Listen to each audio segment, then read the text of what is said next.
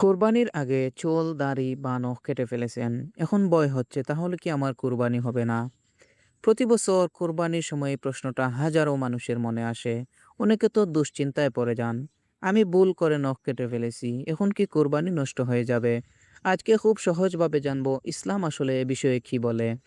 সহিহ হাদিসে রসুল সাল্লাল্লাহু আলাইহি সাল্লাম বলেছেন, যে ব্যক্তি কুরবানি করার ইচ্ছা রাখে সে যেন জিলহজ মাস শুরু হওয়ার পর থেকে কুরবানি করা পর্যন্ত চুল, নখ এবং শরীরের অতিরিক্ত কিছু না কাটে। এই হাদিস শুনে অনেকেই মনে করেন এটা না মানলে হয়তো কুরবানি হবে না। কিন্তু এখানেই আছে গুরুত্বপূর্ণ বিষয়। ইসলামী স্কলারদের ব্যাখ্যা অনুযায়ী এটা কুরবানির শর্ত নয়।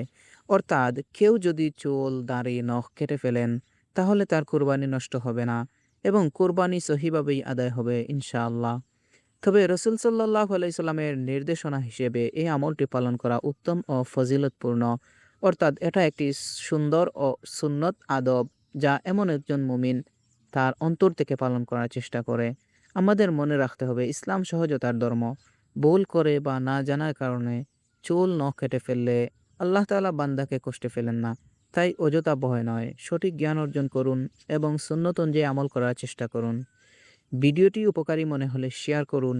আর এমন সহজ ও সহি ইসলামিক আলোচনা পেতে চ্যানেলটি সাবস্ক্রাইব করুন।